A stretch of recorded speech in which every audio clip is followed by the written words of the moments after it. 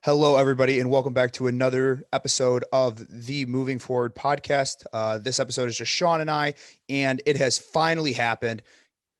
We wanted it. We talked about it. We've been manifesting the number one overall pick, the Detroit Pistons select Cade Cunningham. It finally feels good that it's actually happened. The Pistons didn't screw this one up. Seems like it might have been Cade the whole time. The more that I've heard after the days coming out, I was so excited for this pick. I watched the whole press conference when he was introduced as a Piston. I just couldn't be happier. The guy seems like he wants to be in Detroit, and I think that's the best thing you can want from a player is to want to play for the team that you're going to.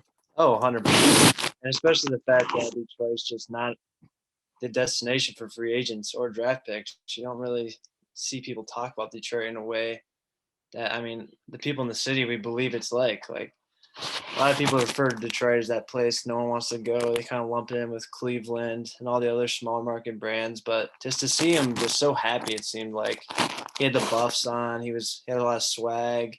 He just seemed happy, like you said. And I don't know. I was so pumped. I mean, let's just round of applause, Jake. Round of applause, real quick. I mean, we asked for it. We wanted it. We were begging for it, and we got it. So, Cade to Detroit Piston. Yeah, I know. Like the days after, as soon as Cade got drafted, the first thing I did was like, okay, I'm gonna need this Cade Cunningham jersey. We're just waiting on the number, and I thought it was super cool that Chuck Daly's daughter allowed him to wear number two. It was been his number for a long time, and it just seems like he wants to keep honoring. They keep using the word restore instead of rebuild because Detroit is one of few teams that have actually won multiple NBA championships, three in total. But he just keeps on using the word restore and how much he likes the bad boys teams and how much he liked the Pistons teams from the mid 2000s. And he just seems like he knows what he wants to do for this franchise. And I feel like I cannot wait for Summer League. It starts in 1 week. Cade said he's playing, and I can't wait to watch him play in a Detroit Pistons jersey. Yeah, I really like the word you said, restore, because that was a big thing that jumped out to me too. And that's a big thing for Pistons fans because sometimes, me personally, I don't know if anyone else feels this way, but when you're looking through like Instagram, Twitter, comments like that, you see a lot of Detroit hate, especially in the NBA tweets and the posts about them. A lot of Detroit hate, like who wants to play for that garbage city? We'll see Cade in 4 years, leaving to another team, all this garbage. But a lot of people don't know or don't have the basketball knowledge to realize the Pistons are kind of a seminal franchise in the NBA. They're a big part of the NBA's history. They were there at almost any time in NBA history with a historic player, historic moment. I mean, they stopped Michael Jordan. Like, I don't know. I just feel bad sometimes as a Pistons fan that we don't get the recognition we deserve. And it's just awesome to see Cade recognize that. And he's coming in with some swag saying he's about to take us back to those days. And it's awesome, man. I can't be happier. Yeah, it was super, super cool. And just like the more that we're talking about it right now, like besides maybe the Spurs, the Lakers, and the Celtics, I think the Pistons are up there as maybe the fourth or fifth overall best teams in totality in NBA history. They're one of few Not a teams lot of that have people won have, three championships. right. I was going to say, there's not a lot of NBA franchises that actually have a championship. Like, it's kind of a rare thing. People don't realize that three championships is, I don't even know the list. I'm going to look it up right now. It's Yeah, got to be so up there. it's got to be up there off the top of my head. I know the Bulls have more than three. The Bulls would be up there as well. The Bulls, the Celtics, the Spurs, the Lakers, they all have more than three. The Pistons have three. So they're right Okay. up there. And the I got more it that up here I, right now. okay, yeah, I'll let you know. We are fifth all time, sixth all time. Spurs have five, Bulls have six, Golden State has six, and then Celtics and Lakers have 17 apiece. So yeah. So that's top five out of 32 teams. That's a seminal franchise. yeah, I think so. And I'm just really excited for this team. More Pistons talk right now. They extended the qualifying offer to Sabian Lee and Diallo and even Frank Jackson. I expect all three of those players to be back next year unless a team really goes out there and makes a huge offer for any of those guys. But I just like all those guys as role pieces. And the Pistons also cut Corey Joseph today. He was planning on making $19 million next year. They cut him the day before he got 12 million of it guaranteed. So only makes 5 million. So I feel for Corey Joseph. His pockets are hurting a little bit after getting cut from the Pistons. Yeah, that's a tough one. I hate seeing those stories like that, and you see it a lot in the NBA a lot. But I don't know. I think all the moves they made was necessary, and I like the way to like Troy Weaver has an obvious direction he's heading down. He's emphasizing the young players, getting rid of the old. So we got rid of Mason Plumlee draft night.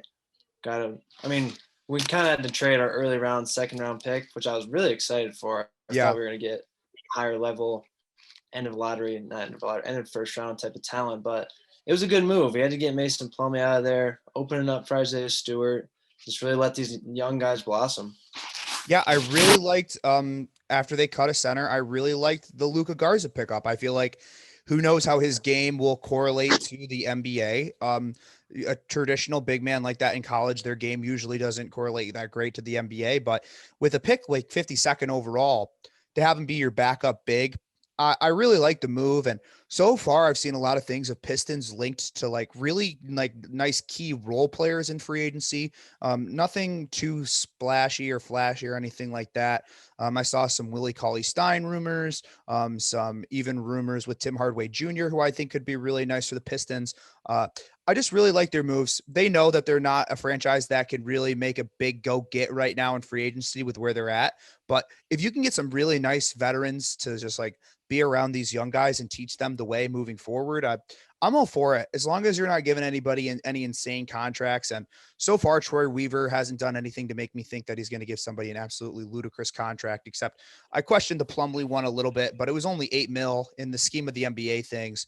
As long as you're not offering a guy like that $18 million, then I'm pretty happy with it. So I'm just very confident in Troy Weaver moving forward.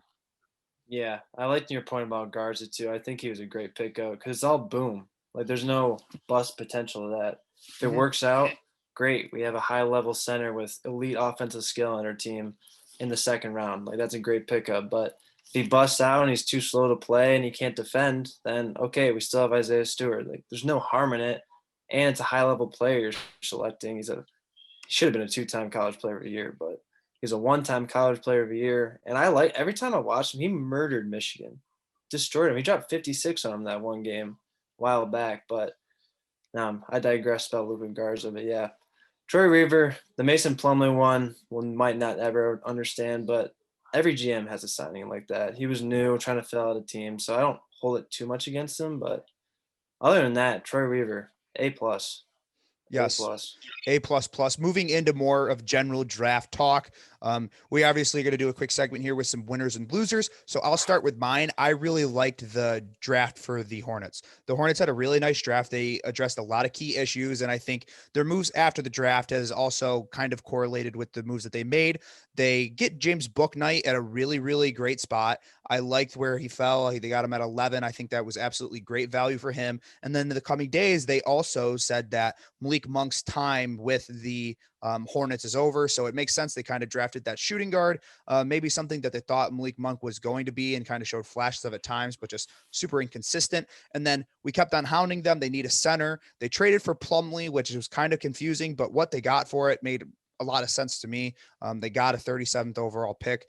They also got Plumlee, who is a serviceable big man. So it looks like they're not bringing back Zeller or Bismack Biyombo. None of those guys will be back. So, and then they go out and get the guy who a lot of people thought they were going to get at 11. They go out and they get the Texas center. I'm blanking on his name right now. Why am I? Ty Jones. Ty Yeah, Jones. Thank Ty you. Jones. And then they get him too. And he absolutely jumps out of the gym. So I just think that team's going to be really fun to watch. Their second round pick, JT Thor, has a lot of upside.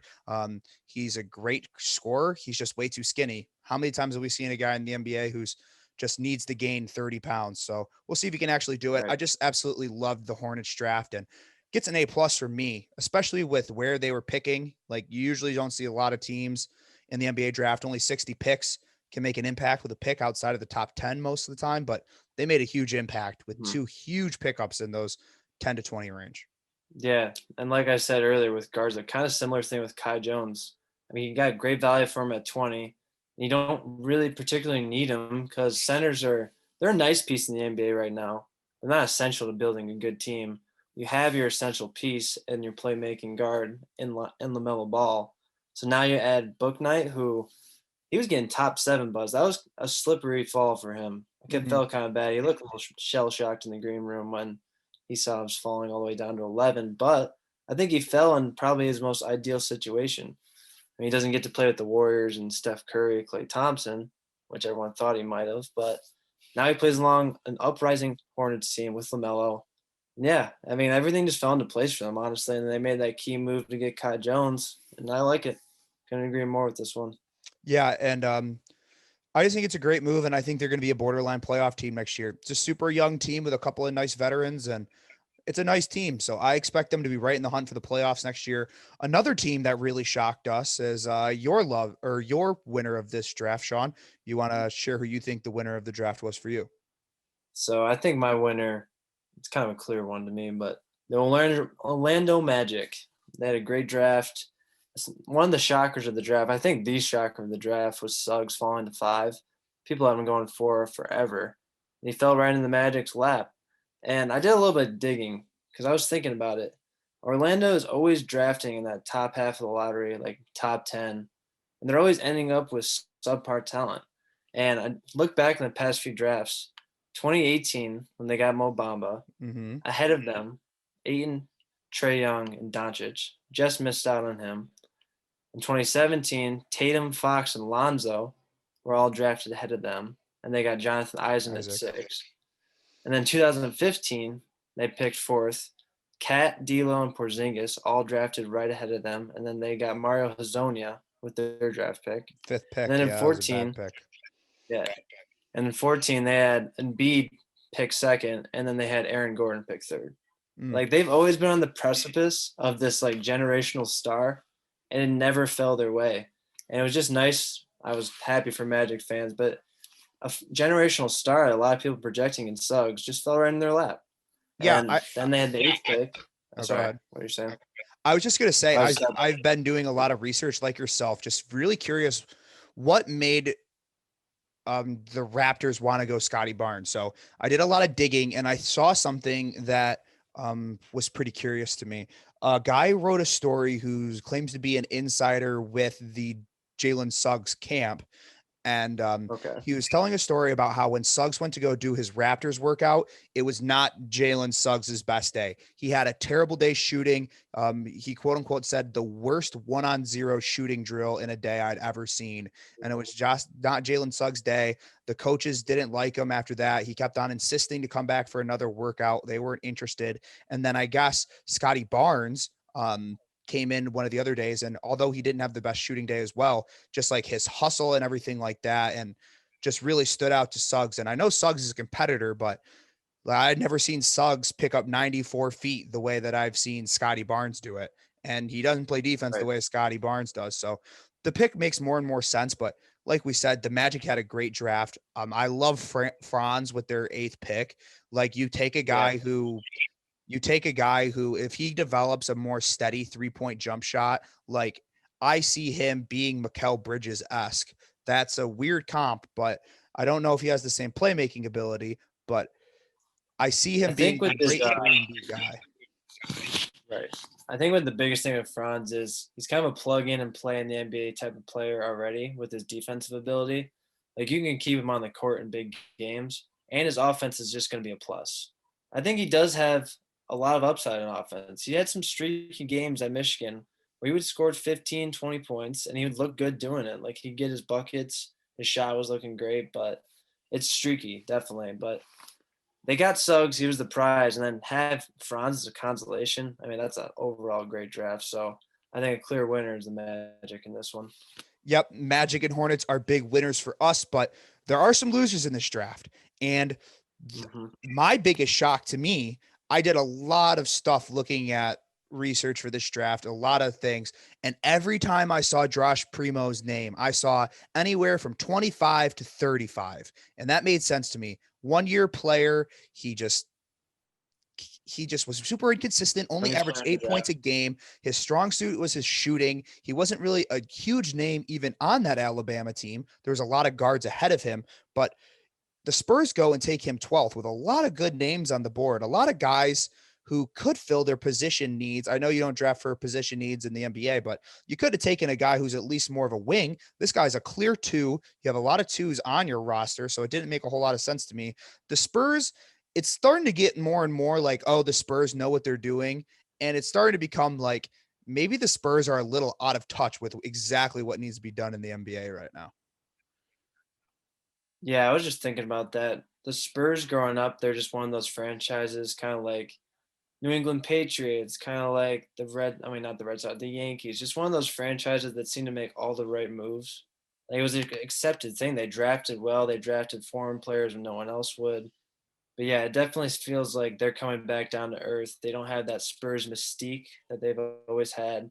They've been whiffing the past couple of years. Lonnie Walker was a whiff, and this one just really feels like a whiff. You know, one of those draft picks that like when a team reaches for it, it's like, wow, that's not going to work out for them. Mm-hmm. That's just really what this pick felt like to me. Because Primo was only being projected in 25 to 30, like you said. If you wanted him, trade It's one of back. those players also I've read up on. Yeah, right. I'll get to that in a second, but he's one of those players I read up on him, and it's nothing but negative things. It's one of those things where it's like he could be good at shooting if he shot better. He could be a better player if he tried hard on defense. I was like, okay, where am I looking at a good basketball player in this picture?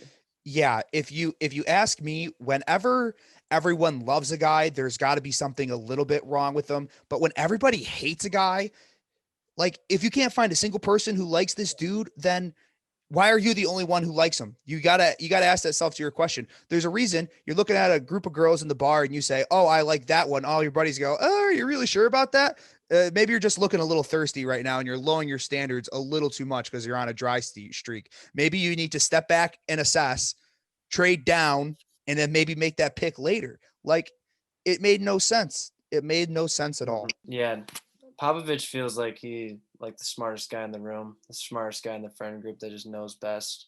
That's really what all of his moves are coming off of is lately. Even with the Team USA stuff, they're complaining about his offense that he put in. They're running no pick and rolls with some of the most elite pick and roll players in the world. It doesn't make any sense. And Popovich really is getting that old man out of touch vibe to him lately. That's just all I felt from him.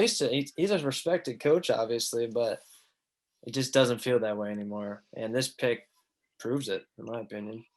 Okay, we have one more loser for the draft, and Sean, I think everyone can agree that the NBA draft, although there are a lot of trades, and it's probably even on Twitter one of the best things to follow along with, it's falling a bit behind in the TV world. What do you think they could do better that they're struggling to do right now? Yeah, so you alluded to, but my big loser is just the overall TV coverage of the NBA draft. And what I think they can do better is just stop tipping the picks on Twitter. I mean, big part of NBA basketball is following along on Twitter. I do it all the time. There's a whole thing called NBA Twitter. That's a real thing that people participate in. And I like to follow along and see what the experts are saying as I'm watching the draft. But every time I look at Twitter, Woj and Shams are tweeting out the last 4 picks, and the TV coverage hasn't even caught up to it. There's really no reason to watch the TV coverage because you already know what's going to happen. And it's just annoying at this point. No other sport does it. The NFL doesn't do it. The NHL doesn't do it. MLB doesn't. It's just I don't get why Woj and Shams are so insistent on making this their like battleground night.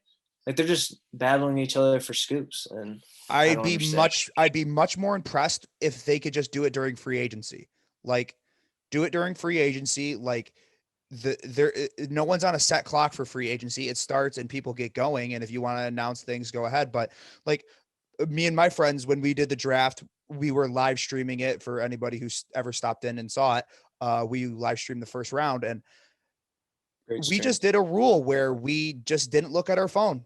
We weren't allowed to look at our phone, and we wanted genuine reactions to the draft and everything like that. And Yeah. it's a burden when you can't even like look at your phone during it. Cause I do want to see people's reactions to the pick. I do want to see what they're saying on Twitter, but you go on Twitter to look what happened with the Spurs at 12th with Primo. Oh my God. And you're already seeing pick 13. That's how far ahead these guys are. They're just knocking out these tweets like 2 to 3 minutes at a time. It's just absolutely Give me a insane. moment to soak in. Give me a moment to soak in what I just saw, and then now I'm looking at Twitter, and the next moment is being ruined for me. Like I know it's frustrating, man. NBA a draft should be an experience. Like all professional drafts, they have to be an experience. I mean, it's all the hope for the fans getting new players, the guys getting called up, seeing the emotional reactions. And I don't know. I love drafts, and I feel like the NBA one's by far the worst one. It's just annoying too. And it used to be the best one. It used to be the best. I will never forget the pure Yeah. shock on my face of seeing Anthony Bennett selected number 1 overall. In this year's draft, we knew Cade Cunningham was going to be the number 1 pick at 2:00, and the draft didn't start until 8. And then after that, at 3:00, he said, "Oh, the Rockets are for sure with Jalen Green, and the Cavaliers are for sure on Evan Mobley." Like, we knew the first 3 picks of the draft 5 hours before they started. I just want to see teams. I know anyone will ever be as stupid as to take Anthony Bennett with the first pick ever again, the worst NBA draft pick of all time, I think. But it used to be an experience. I used to love going and watching the draft, and before all the Twitter stuff and everything. It's ever since Woj wasn't with ESPN and he literally tweaked every single pick. Now has an even bigger platform and people see the picks even faster. Right. And Shams and him are battling for scoops too. Like I don't know if you noticed or not. Like Shams will get it one time, Woj will get it the other time. Just feels like they're battling each other for like I don't even know. We both like Shams and Woj. What are you trying to fight for? Just journalistic integrity? I don't get this.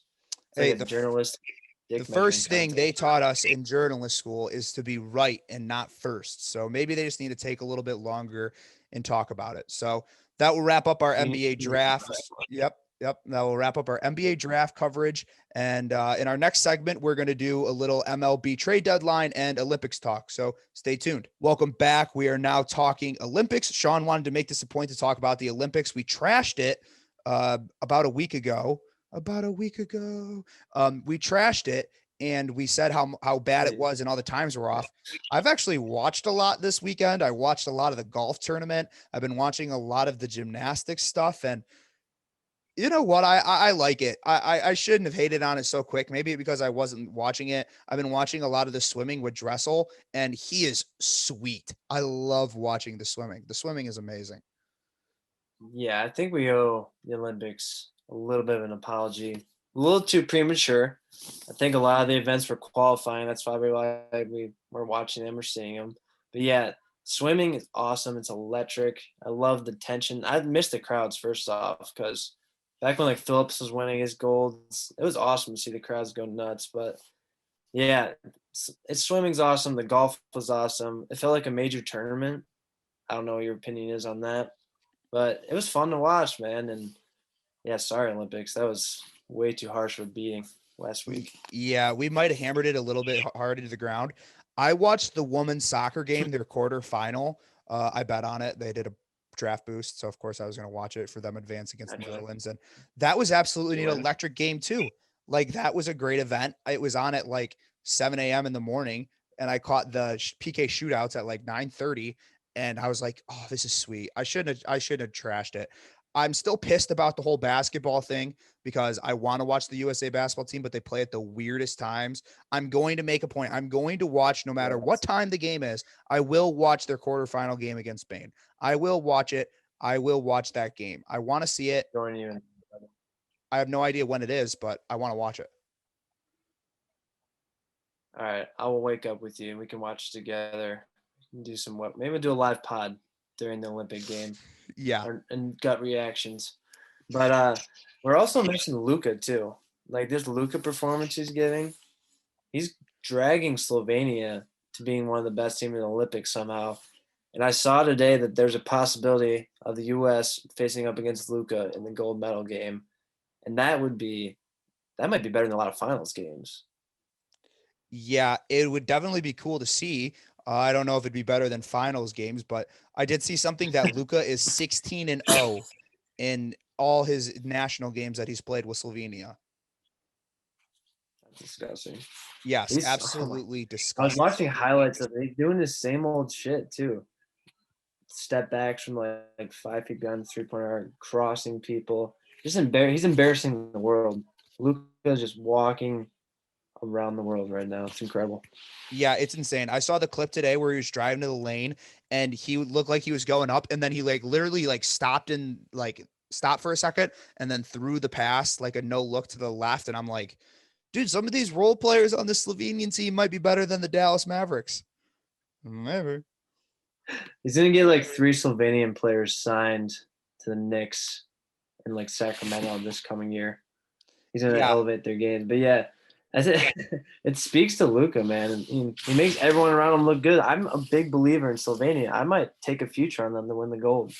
Yeah, not a bad bet at all. I bet you they'd be a pretty nice little nugget for you there if you took them. But moving on, we're gonna do some MLB trade. We're not as much into Major League Baseball, but I do want to talk about it just because it was a big day. We saw a lot of names move, and there is nothing like a fire sale in baseball. Like when teams, if they rebuild, nothing like it in baseball, where they literally just take their whole team, and if they are any good at all, like if they're a seller at the deadline and they think they're going to be bad in the next couple of years, they get everybody out of there so fast. Like I don't even know who's on the Cubs anymore. Like I knew a couple of the players, but no idea. Yeah, the Cubs just seemed like they traded their entire roster. And I was like barely checking in on it. I was getting like the ESPN notifications. I just kept seeing Cubs trade this guy, Cubs trade Rizzo, Cubs trade Brian. I was like, who's left? Who's left on the Cubs? It does amaze me though that MLB teams just abandon pretty much their entire fan base's favorite players in a day. Like, I don't know how all these MLB teams are standing up. Because the Tigers did the same thing 5 years ago, and we sucked for 7 straight years. So I don't know, like it just sucks as a baseball Yeah. fan from that perspective. But yeah, it's amazing to watch.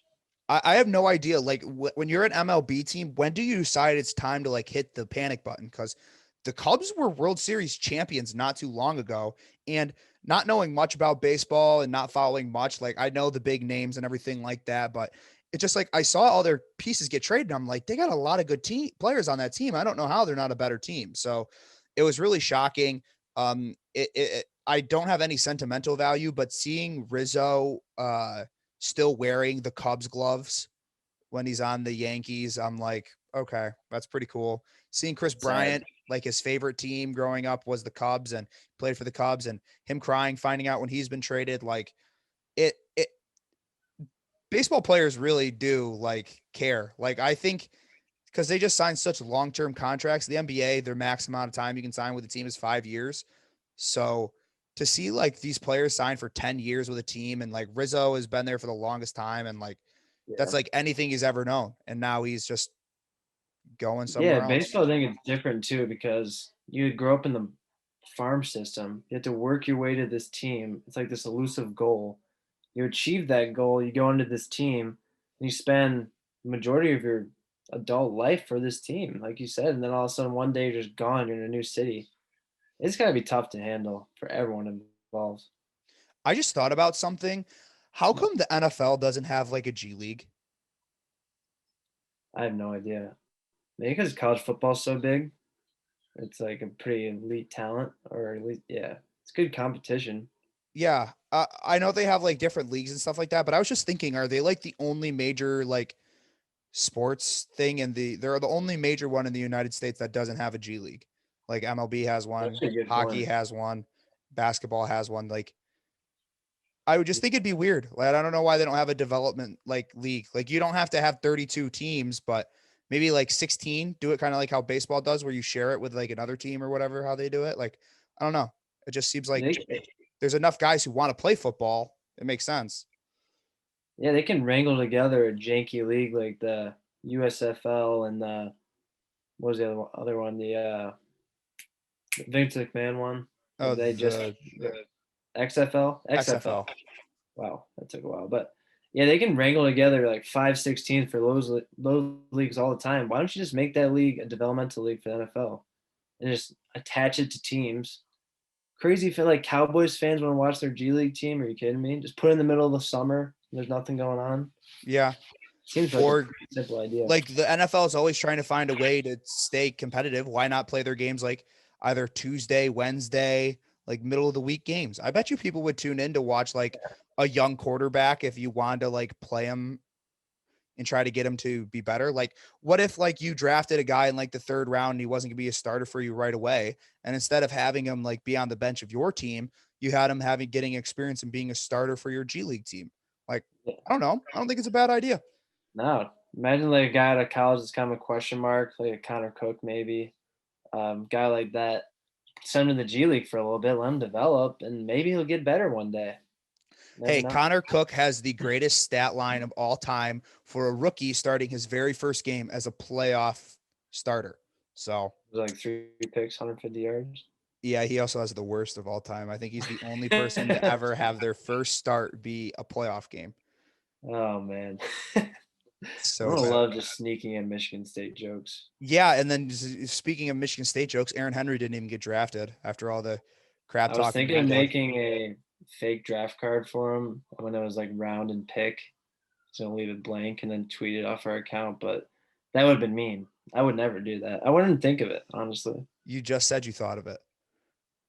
but I wouldn't act on it.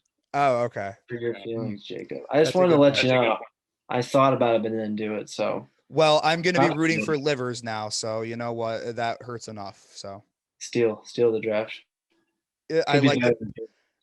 pick. All right, we're wrapping up after this next segment. We're going to do love hate, the return of love hate. We skipped out on it last week. Sean and I will make sure that this love hate is a banger. Stay tuned Mhm. after the break. Welcome back, and we are here with the return of love hate. It took a couple of days off, but love hate is back, and it's back in the big way because I'm going to start with a love, and it's something that I've just grown like I guess, almost privileged to now at this point.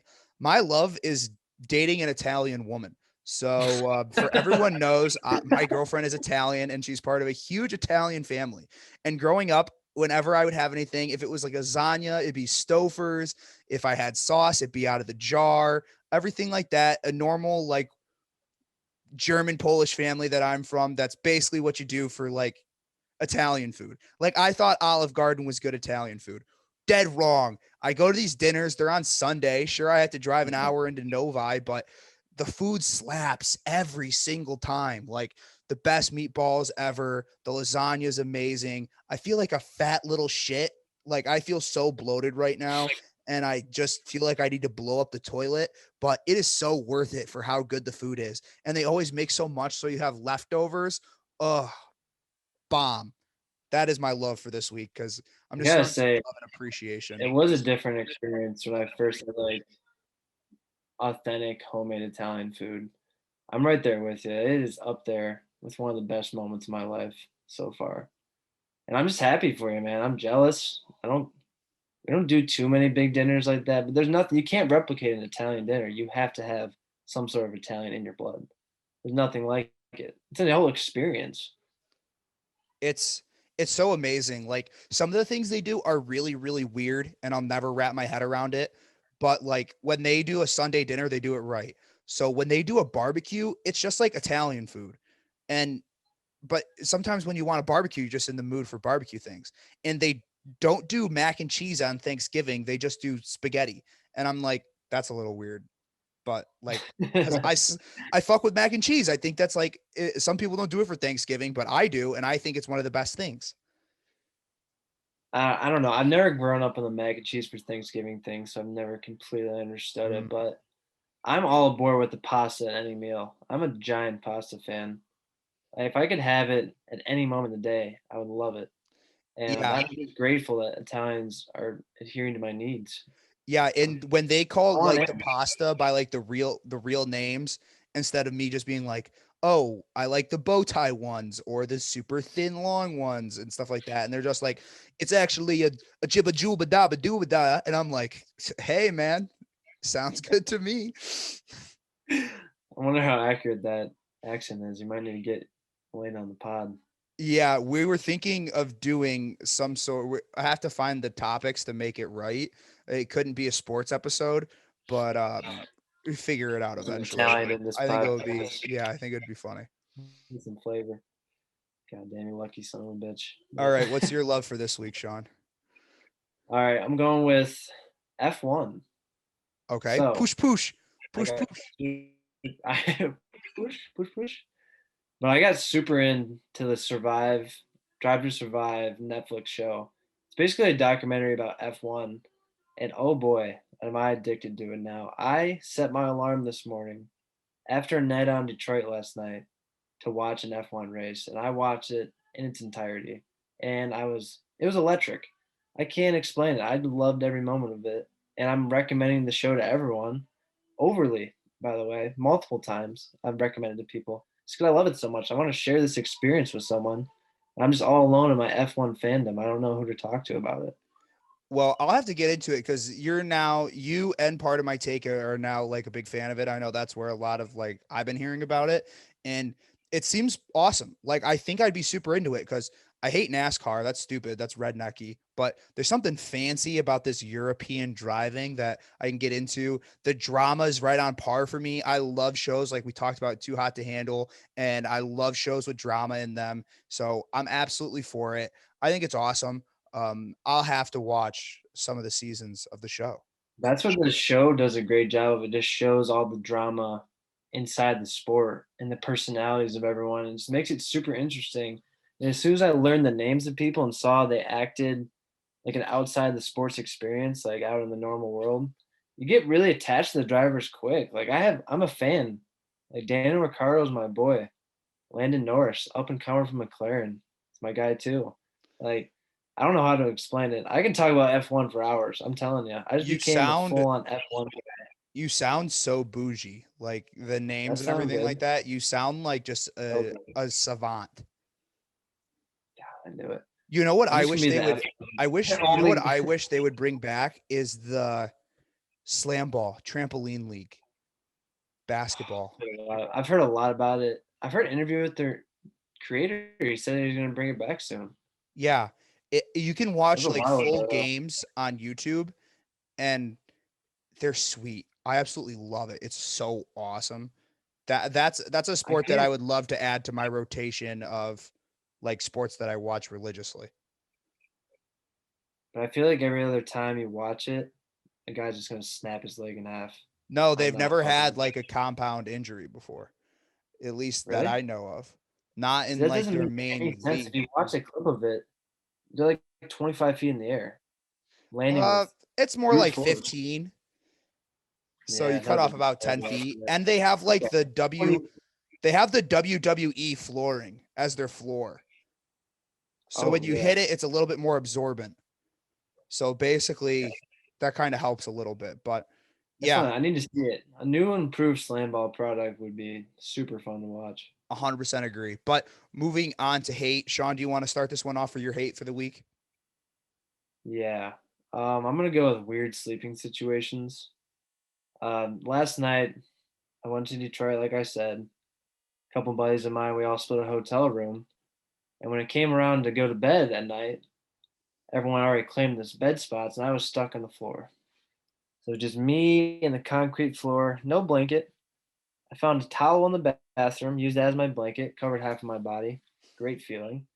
I found a pile of washcloths and made a pillow out of it. And I just felt I didn't sleep a lick. Nothing happened that night. It was terrible. It was one of the worst experiences of my life. You don't truly know how lucky you are to have a mattress till you're sleeping with a towel halfway on you. You stare into a hotel ceiling for hours on end.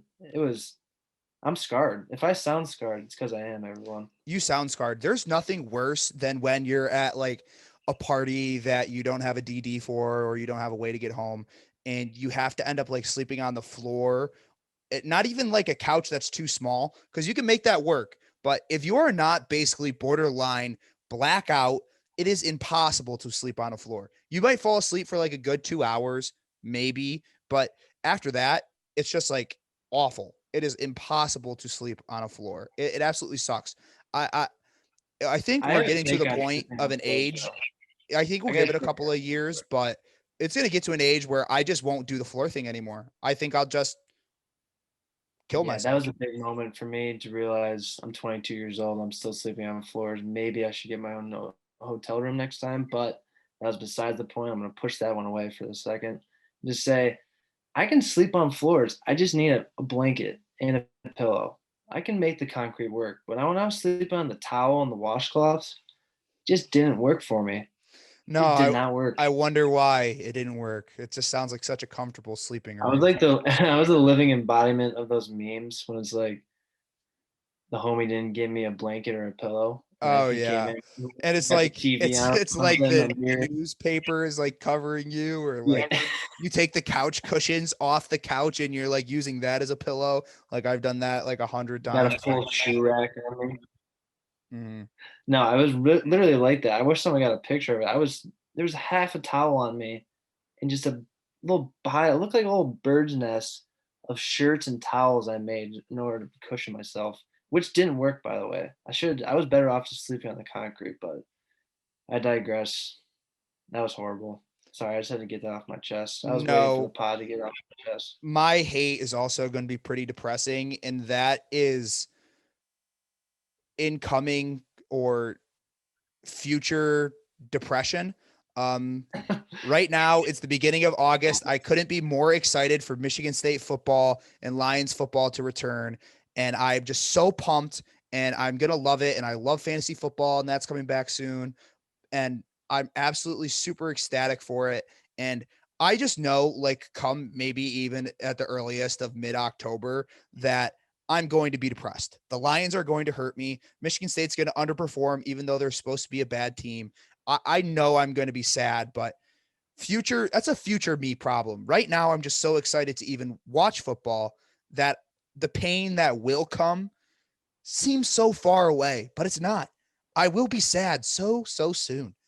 Amazing how fast we just reset our minds to not remember what the last football season was like and not remember how horrible it was to watch both of our teams. Like I'm the same way as you. I cannot wait to watch the Lions kick off. And there's a very real chance they go 1-16 or 2-15 this year. That is not off the table. And Michigan, I have no idea. I don't even want to think about it. I haven't thought about it because I just want to pretend like we have another good team coming in. But I know that's not true. I know we're gonna get smoked by Ohio State. It just sucks, like you said. Now you got me thinking, Jake. I was in oblivion until you brought this up. No, but Sean, let me say something that will help. Okay. Tailgating. Hmm. You Are you piqued my back in? interest. I'm back in. I I'm pumped cannot for it. wait for that first Saturday morning, and I'll stay somewhere in East Lansing. It's the first game of the year, and it's either a 3:30 or a noon, and I'm up at 7 or 8 or maybe 10 if it's a 3:30, and I get up and I grab a bag of Twisted Tea and I smack the shit out of it, and I just drink it as fast as I possibly can. And I will say to myself, I don't care if we lose this football game. I'll be lying, but I'll say, I don't care if we lose this football game. Tailgates in college towns are fun and it's worth it. But The beautiful thing about it too is even as an alumni, it's not weird to do that. It's not at all. Because that's just a thing now. We can tailgate the rest of our lives comfortably. We can be the 65-year-olds just chilling in our little tents playing cornhole. Like it's an accepted thing. yeah, I think eventually it'll grow out of the phase of like going to like the huge tailgates that are basically just a backyard mud rave. That will probably not be cool at I think. 65, but I can't wait to be like one of my favorite memories of tailgating is our first year of college. Mhm. We're walking on campus, we're going to the game, and a guy stops us and he's like, "Hey, if I guess your name right, I'll do a shot with you." And it made no sense, just a drunk, like 45-year-old man. And he just gave us all shots and tried to guess our names. And it's one of my favorite memories of my freshman year. And looking back on it, you probably shouldn't give minors alcohol, but on a college campus on a Saturday football season, there are no rules. There's no There are rules. no rules. Everyone's won if you're on the same team. Everyone's so happy. Everyone's so drunk. Like you said, that's just a normal thing. I expect a 45-year-old man to offer me alcohol when I'm walking around my campus. That's just something normal. That's tailgating day. Like, hey, if it was like a random Tuesday like tomorrow and I'm walking to CVS and a guy did that, I would look at him funny. But on a tailgating day, just like, oh, yes, yes, weird stranger. Pour alcohol into my mouth. Yes, we can Because bond it's over. game Yes, day, baby. take a Jello For shot that hype. is in a syringe and put it in my mouth and slowly squeeze it out, and it'll look really weird, but no one will judge. No one will judge. They'll Drink just 12 say, beers before "Hey, 10 brother, a.m. yeah, wake up and have a Don't make it shower to the beer. It's just all good." take one of the hardest sleeps of your life at 12:30 in the afternoon and just sit there in peace. Miss the games. Just miss them. No, my Miss go-to the game. move is just to watch it, be sad, go to bed sad, and then try to rally myself to get back to the bar after a loss. That's the toughest part. Okay, my new hate is trying to rally after a loss to get yourself to go to the bar in the nighttime. That's my new hate.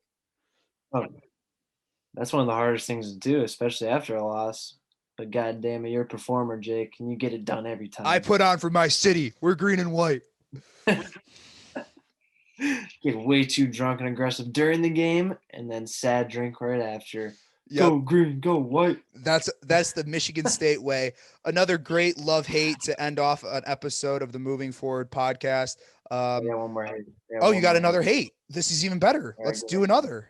This is going I didn't great. get my hate. You Oh, tried to skip over my hate, dude. oh, sorry. Go ahead. Yeah. All right. Oh, actually, no. It's a weird sleeping situation on my first hate. I need one more hate, though, because Okay. I had another weird situation happen to me in Detroit yesterday. So my hate is seeing someone noteworthy in public. So I was at the Tiger game. I saw Chris Castellani, famous Twitter guy, works for Barstool now, does Tiger's reaction online. Great guy, very entertaining, like his work. And I acted like a complete fool. I looked at him, I saw him, I just stared at him as he walked by me.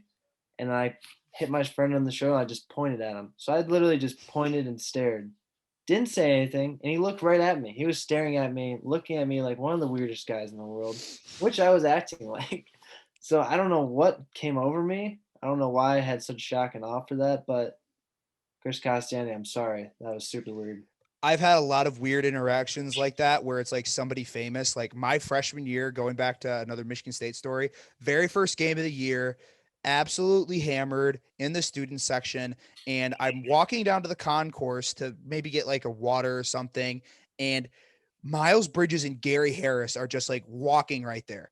And I'm like, you know, it's a great idea. Not ask them for a picture, but just run up with my phone out and just take a selfie with us without even asking them, just standing there. So in the picture, they look so like surprised and weirded out by it. And I don't think I said anything to them afterwards either. I think I just took the picture and scattered. I think that's exactly what happened. I'll tweet out the picture with the podcast note so people can see what this looks like. Something happens to the human being when they see someone that they only see online or through TV in real life. Like my brain didn't know how to comprehend it, and your brain didn't know how to comprehend them in front of you. We just freaked out. And that's you see so many people do that, and I just don't get why. We just malfunction for half a second. Yeah, it's almost just like you're an actual real person. Like, what are you Can't doing believe here it. in front of me? It's like watching like a video game character come to life, and there's like, holy shit, like, what? It's the same type of like sensation. I don't know. It's weird to describe, but I think we both know what we're talking about here. Yeah, it's like when Andre Drummond comes to DJ Wayside, like you're just left in awe. I do have actually the one time I was cool in public with a celebrity. Andre Drummond was at a tailgate at Central where I go to school. For some reason, by the way, he was just sitting in a van with like a posse around him in like a circle. I tried to break through the posse line, which was weird at first. It sounds like I'm being weird again, but one of his posse guys stopped me, and he's just like, "Yo, stop! Like, can't go any farther. You're being weird, man." And I was like, "Oh, Andre Drummond's my favorite player." And then Andre heard this, and he waved me over. I just dapped Andre Drummond up. I think at the time Joe Johnson just got signed. I was like, "Hey, you talked to Joe yet?" And he said, "Nope." And I just walked away. So that was I had a conversation with Andre Drummond. You're the coolest man I've ever met. Why am I on a Zoom with you? Next time I see you, now I'm just gonna see you and stand there and point. And it's like that's the guy who was That's cool the at Drummond guy. that one time. He does that podcast with some other idiot. I don't remember who that is. Oh wait, that's I'm me. the guy that said a sentence to Drummond. Everyone, don't please. No pictures. None. There, I know we're going on a tangent, but there's nothing worse than feeling like it could be meeting somebody new or shaking hands with somebody important that you're meeting. Like there's nothing worse than like having a clammy hand. There's nothing worse than overthinking the clamminess of your hand and then messing up either like a handshake or a dap or anything like that. And then you don't want to be like, was my hand too wet? Was it not? I always try to go for like the pants slide move right before I shake somebody's hand to make sure my hand's not wet. Like that's also It's traumatizing. safe to say. It's safe to say they were both sweaty guys. Like that's a Yeah. real thing. So I know exactly what you're talking about. amount of sweat that is on my hand in a normal moment is kind of weird, honestly. And yeah, that's a big thing that goes through my mind. I like the pants sweat move. Sometimes I just embrace it though. It sounds gross. I kind of look in their eyes. I'm like, I'm sorry. I know. I'm soaking wet. Yeah, or it's like somebody who's too aggressive for a handshake, and then they like Oh, weirdly grab your hand. And it's I like hate that one. you can't blame me on this bad handshake. You got super over aggressive for it. Like I like to go in nice and slow, like a little squeeze, not too much, just to show like, hey, I'm here. But people who are It's a good over soft aggressive spot. hand squeezer or overly quick to get to the handshake, Yeah, weird there's guys. nothing worse. There's a sweet spot with handshakes you have to get to, where it can't be too firm, it can't be too soft, just right in the middle. And most people agree on this soft spot. But when you get shocked by like a hard, gripping handshake, it wakes you up a little bit. I get mad. Like I have a visceral Yeah, reaction. it immediately ruins my thought of that person before even knowing them. It's Exactly. an automatic negative tally for them. And it's like, you're this X amount of ages old and you still haven't figured out like the correct way to do a handshake. We should just do a universal day, like when every man turns 18, you you go and you learn how Shake to shake line. somebody's hand if you You go to haven't learned yet. NHL, you go to their developmental league, and they show you how to do a handshake line. Like Yeah. man. It's true though, because too many people mess up the handshake. Then I have a weird opinion of them. I don't know what it is. Maybe it's a me problem as we talk about it more, but Yeah, we might be the issue, but great job on the second hate, Sean. I love expanding the love hate category even longer because this was a great one. So thank you everybody for tuning in to the Moving Forward podcast. You can obviously find us on Apple or Spotify podcasts. You can find us on anywhere you listen to podcasts, or you can watch the digital version on YouTube. That is Loth 11. So great episode. We'll probably hit you guys again with another one for Thursday where we're going to talk a little bit more NFL because the first NFL game is sure. on Thursday. So we're going to start getting into that. But thank you everybody for joining us this time, and peace. Sorry, Chris Castellani.